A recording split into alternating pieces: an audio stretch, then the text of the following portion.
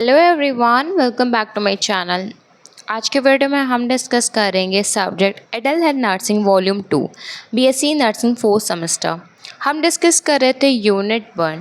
Part 1 video हम लोग discuss कर चुके हैं, जिसमें हम लोगों ने डिस्कस करा था definition of burn, types of burn, pathophysiology burn की, साथ में उसका हम लोगों को साइनम सिम्टम्स, उसके मैनेजमेंट और कैसे उसका हम लोग एग्जामिनेशन करेंगे, ये सारी चीज़ हम लोग डिस्कस कर चुके हैं यूनिट बर्न पार्ट 1 में।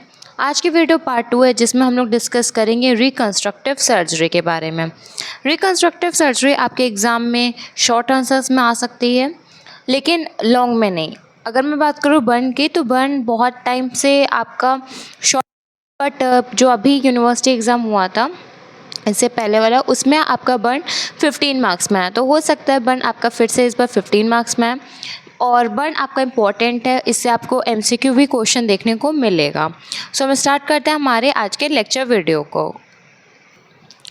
अब आपका शुरू होता है रिकन्स्ट्रक्टिव सर्जरी। रिकन्स्ट्रक्टिव सर्जरी हम लोग इसलिए कराते हैं जिससे कि आपके अगर बर्न हुआ है और स्किन वहाँ पे नहीं कवर कर पाई है, उसको कवर करने के लिए एक तरीके से इसको हम लोग कह सकते हैं कि हम लोग एक प्लास्टिक सर्जरी करते हैं। इसी को हम लोग कहते हैं रिकन्स्ट्रक्टिव सर्जरी। इसमें हम लोगों का जो स्कार है उसको भी हम लोग हटा सकते हैं। इसमें हम लोगों को ऑपरेशन कराना होता है, जिससे हम लोग इसको स्किन को ठीक करा सकते हैं। इसमें आपको ज़रूरत पड़ती है थेरेपिस्ट की, नर्सेस की, और आपको जो भी प्रैक्टिसर स्किल्स होंगे उन डॉक्टर्स की। उसके बाद ही आपकी एक आउटकम सर्जरी बेस्ट निकल कर आएगी। तो ये एक इंट्रोडक्शन पार्ट है रिकन्स्ट्रक्टिव सर्जरी का। अगर मैं बात करूँ इसके लैडर की, तो अगर सबसे पहले मैं बात करूँ, आपका आएगा कोई भी वुंड है उसको हील करने के लिए आपको सेकेंडरी इंटेंशन की ज़रूरत होगी, जिससे कि आपका कोई भी टिश्यू उसमें क्लोजर होगा। फिर आप स्किन में ग्राफ्टिंग कर सकते हो। यूनिट जब हम लोगों ने डिस्कस करा था यूनिट 1 पार्ट 1, उसमें हम लोगों ने स्किन ग्राफ्ट को पढ़ा है। फिर आपका जो भी कोई टिश्यू है उसको आप ट्रांसफ़र करोगे। ट्रांसफ़र करने से आप लोकल में कर सकते हो। फॉर एग्जांपल आपका यहाँ पे बर्न हो तो आप आसपास का कर सकते हो, और हो सकता है आप डिस्टेंस पे का कर सकते हो, जिसकी वजह से आपका टिश्यू ट्रांसफ़र हो जाएगा और रिकन्स्ट्रक्टिव आपका डन हो जाएगा। इसमें आपके दो इम्पॉर्टेंट चीज़ आती है। एक आता है आपका रोल ऑफ नर्स, एक आपका आता है लीगल और एथिकल प्रिंसिपल्स या फिर आपके एस्पेक्ट्स। तो ये दोनों चीज़ भी इसी के अंडर आती है, और ये दोनों भी आपको पता होनी चाहिए।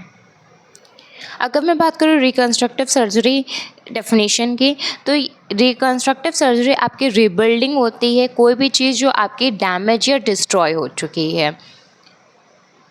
रिकन्स्ट्रक्टिव सर्जरी एक ब्रांच है प्लास्टिक सर्जरी की, जिसका एक मेन काम क्या होता है कि रिस्टोर करना आपके टिश्यूज़ के फॉर्मेशन को और उसके फंक्शन को, जो भी उसका स्ट्रक्चर डैमेज हुआ है।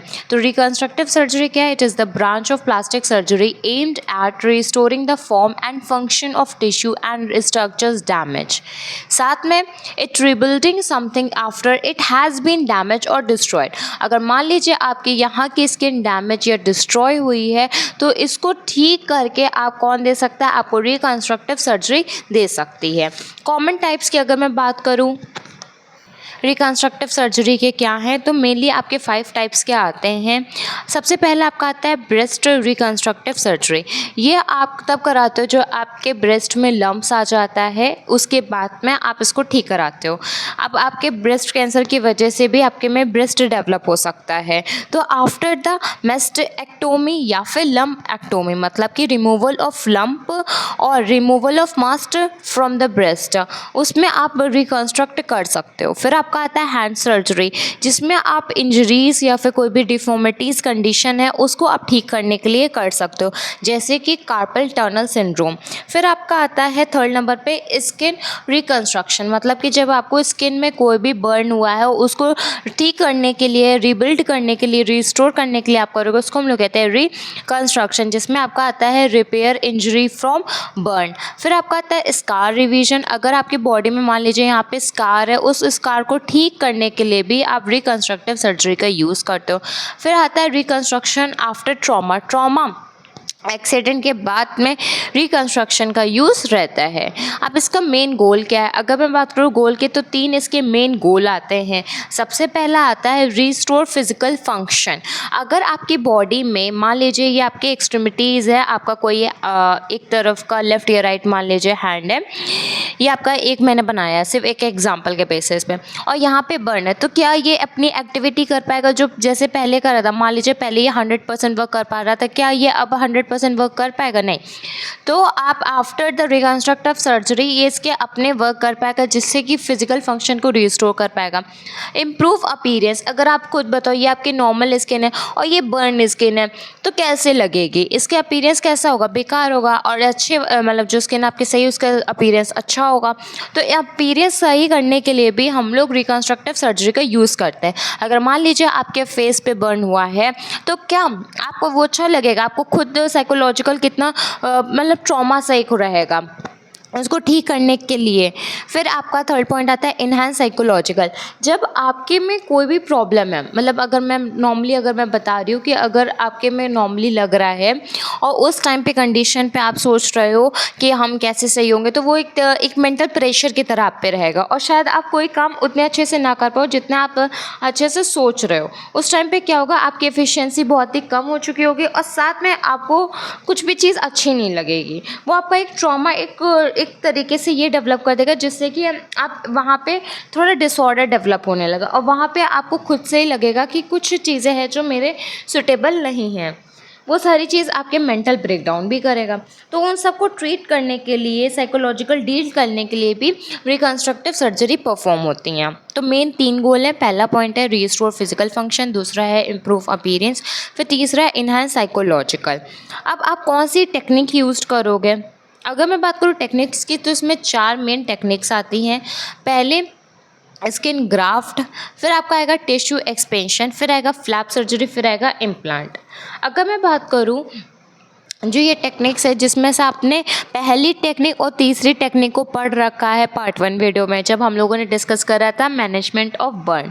फिर आपका आता है टिश्यू एक्सपेंशन और इम्प्लांट। इम्प्लांट में कुछ नहीं है, सिंपल सा हम लोग एक्सटर्नल बॉडी या फिर बाहर फॉरेन बॉडी से हम लोग लेंगे और जहाँ पे भी आपका डैमेज है वहाँ पे हम लोग लगा देंगे, उसको हम लोग कहते हैं इम्प्लांट। इम्प्लांट में जैसे अगर मान लीजिए एक एग्जांपल दे रही हूँ, आपकी कोई बोन डैमेज ज़्यादा हो गई है, फिर हम लोग बाहर से इम्प्लांट क्या कर देते हैं, कोई रॉड कर देते हैं। उस तरीके से ही आप स्किन में इम्प्लांट कर दोगे, जिससे रिकंस्ट्रक्टिव सर्जरी आपकी हो जाएगी। फिर दूसरा आता है टिश्यू एक्सपेंशन। टिश्यू एक्सपेंशन में क्या करोगे, कोई भी आपके मान लीजिए यहाँ पे आपका बर्न हुआ था, अब जो आपके नियर बाय टिश्यूज़ हैं आप उनको स्ट्रेच करके ग्रेजुअली, इसमें ये वर्ड भी लिखा है ग्रेजुअली स्ट्रेच करना, ऐसे नहीं एकदम से खींच के उसको भी टीयर अप करते, नहीं, ग्रेजुअली स्ट्रेच करके उस एरिया को आप कवर कर दोगे। फिर धीरे धीरे जैसे जैसे उसमें सप्लाई होगी वो वहाँ पे कवर करके ग्रो अपने आप कर लेगी। तो ये 4 मेन टेक्निक्स यूज होती है रिकंस्ट्रक्टिव सर्जरी में। फिर आपका आता है प्रिंसिपल्स। इसके 6 मेन प्रिंसिपल्स आते हैं। जो हम लोगों ने मेन डिस्कस करा था वो आपका था रिकंस्ट्रक्टिव सर्जरी का ओवरव्यू पे। अब हम लोग क्या डिस्कस करें, आफ्टर द सर्जरी या फिर सर्जरी ड्यूरिंग द सर्जरी आपको कैसे मेंटेन करना है। तो मेन प्रिंसिपल क्या है, किस बेसिस पे वर्क करता है, किसका मेन है कि ये रिस्टोर करता है फंक्शन के बेसिस पे, पहला पॉइंट। फिर आपका रिप्लेस करता है जैसे को वैसे पे, मतलब कि अगर आपकी स्किन इस तरीके से थी और आफ्टर द बर्न ये इस तरीके से डैमेज हो चुकी थी, रिकंस्ट्रक्टिव सर्जरी के हेल्प से आप फिर से उसको वैसे कर सकते हो जैसे कि वो पहले थी। अगर आपको याद हो, ऑगी में रिकंस्ट्रक्टिव सर्जरी कराता था, जिसकी वजह से कॉकरोच बार बार उसकी इमेज को बदल देते थे। तो क्या होता था, वो डॉक्टर इमेज बना देते थे जो उनके सामने एज अ कॉपी में रखा था। तो ये होता है एक रिप्लेस, जैसा है वैसे ही वो बना के देंगे। तो आपको उसमें कैसी इमेज जैसी है उनकी होनी चाहिए, वैसे आपको शो करनी होती है। Maintain adequate blood supply. Maintain adequate blood supply के लिए आप ये चीज़ का ध्यान रखना कि कोई कॉम्प्लिकेशन ना डेवलप हो। साथ में आप डिस्टेंट टिश्यूज़ का नहीं यूज़ करके आप नियर बाय टिश्यूज़ का आप यूज़ करोगे। फिर use the simplest effective solution, जिससे आप क्लियर बाय रहो। फिर आता है प्रिजर्व सेंसेशन एंड मोबिलिटी। फिर आपका 6 नंबर पर आता है मिनिमाइज डोनर साइट मॉर्बिडिटी। आप जो भी डोनर साइट है उसके मिनिमाइज़ रखना, क्योंकि मोर्बिडिटी होने के चांसेस आपके ज़्यादा होते हैं। मेन आपके 6 प्रिंसिपल्स है, इस 6 प्रिंसिपल्स पे आपको कोई डाउट नहीं होना चाहिए। नेक्स्ट आपका आता है reconstructive surgery for gender reassignment confirmation. ये इसी के अंडर एक हेडिंग में आता है और हो सकता है आपके एग्जाम में अलग से पूछ लिया जाए। मेरे इंटरनल एग्जाम में जो कॉलेज बेसिस पे होता है उसमें ये क्वेश्चन पूछा गया था। अगर मैं बात करूँ इस क्वेश्चन की, तो इसमें जेंडर अफर्मेटिव सर्जरी होती है, जैसे कि अगर मेल है, मेल से फीमेल आने के लिए कौन कौन सी सर्जरी परफॉर्म करिए, और अगर फीमेल है तो फीमेल से मेल आने में कौन कौन सी सर्जरी करनी है। सबसे पहले अगर मान लीजिए मेल है, मेल को फीमेल कन्वर्ट करना है, तो फीमेल के लिए उसका फेशियल फेमिनाइजेशन होना चाहिए। तो सबसे पहले हम लोग फेशियल फेमिनाइजेशन सर्जरी कराएंगे। उसके बाद में फीमेल बना है, फीमेल के लिए फेमिन चेस्ट होना चाहिए, मतलब कि ब्रेस्ट होना चाहिए, तो ब्रेस्ट ऑगमेंटेशन कराएंगे। फिर वेजाइना होना चाहिए फीमेल के लिए, तो वेजाइना की प्लास्टी कराएंगे जिससे वेजाइनोप्लास्टी कहते हैं। बॉडी कॉन्टोरिंग करेंगे जिसमें लिपो का सक्शन करेंगे, मतलब कि फैट को सक्शन आउट करके रिमूव करेंगे बॉडी कॉन्टोर करने के लिए। फिर फीमेल को अगर मेल बनाना है तो फेशियल कैसा होना चाहिए, मैस्कुलिन मतलब मेल का होना चाहिए, इसलिए हम लोग डन करेंगे फेशियल मैस्कुलिनाइजेशन सर्जरी। और चेस्ट का रिकंस्ट्रक्शन करेंगे जिससे कि ब्रेस्ट को हम लोग रिमूव कर सकें। और हम लोग पेनिस का क्रिएशन करेंगे मेल बनाने के लिए, उसको हम लोग कहेंगे फैलोप्लास्टी। और साथ में हम लोगों को हिस्टेरेक्टोमी करना होगा, मतलब कि जिससे हम लोग यूट्रस को हटा सकें, और ओफोरेक्टोमी मतलब कि ओवरीज को हटा सकें। यह आपका पॉइंट है, मतलब कि हिस्टेरेक्टोमी मतलब कि यूट्रस को रिमूव करेंगे फीमेल से तभी वो मेल बन पाएगा। ओफोरेक्टोमी मतलब कि ओवरीज को हटाएंगे तब वो जाके मेल बन पाएगा। मेल के लिए मेन क्या होता है, पेनिस, फीमेल के लिए ओवरीज एंड यूट्रस, उसको हम लोग हटा देंगे। बॉडी कॉन्ट्रोइंग करेंगे, मतलब कि हम लोग फैट को करेंगे जिससे कि वो मेल कर सकें। तो ये होता है gender affirming surgery. Male to female के लिए 4 आते हैं, फीमेल टू मेल के लिए आपके 5 पॉइंट आते हैं। फिर आप इसी में लिख सकते हैं, अगर ये लॉन्ग में आ रहा है तो, नहीं तो अगर अलग से पूछा जाए तब आप लिख सकते हैं legal and ethical aspects for burn. अगर मैं बात करूँ इसमें बुक में जो पॉइंट दे रखे हैं वो थोड़े से कॉम्प्लिकेटेड है, जैसे कि इंडियन लीगल इन्फोर्समेंट होना चाहिए, प्रिवेंशन होना चाहिए डिसेबिलिटी का। लेकिन मेन लीगल एस्पेक्ट्स क्या होते हैं वो मैं आपको बताती हूँ। आपको मेन क्या लिखना है, जो हम लोग एथिक्स में एक बार पढ़ भी चुके हैं। मेन आपको जस्टिस लिखना, मतलब कि इक्वालिटी होना चाहिए, को फेयर ट्रीटमेंट होना चाहिए, बेनिफिसेंस होना चाहिए, पेशेंट को बेनिफिट होना चाहिए, फाइडेलिटी मतलब कि पेशेंट के लिए आप लॉयल रहो, कॉन्फिडेंशियल मतलब कि अगर पेशेंट ने आपको कुछ बताया कि उसके साथ हो सकता है बर्न कोई कंडीशन किसी और की वजह से डेवलप हो, तो आप उसको कॉन्फिडेंशियल प्राइवेसी रख सको। नॉन बेनिफिसेंस मतलब कि पेशेंट को कोई हार्म आपको नहीं करना है। वेरासिटी, आप पेशेंट के लिए ट्रूथफुलनेस रहो। और अकाउंटेबिलिटी मतलब कि आप पेशेंट की रिस्पॉन्सिबिलिटी अच्छे से निभाओ। तो ये लीगल और एथिकल एस्पेक्ट्स आप लिखेंगे रिकंस्ट्रक्टिव सर्जरी में, और आपका टॉपिक कंप्लीट हो गया। मेरे लिए आपके बुक में थोड़ा सा कॉम्प्लिकेटेड दे रखा था, इसलिए मैंने सिंपल नोट्स बनाए थे, इसी से मैंने पढ़ा था और इसी चीज़ को मैंने आपको एक्सप्लेन कर लिया। अगर इससे रिगार्डिंग आपको कोई भी डाउट हो सो प्लीज़ आप मेंशन करिएगा कमेंट बॉक्स में, और वीडियो अच्छी लगे तो प्लीज़ वीडियो को लाइक कर लीजिए, चैनल को सब्सक्राइब कर लीजिए। Thank you.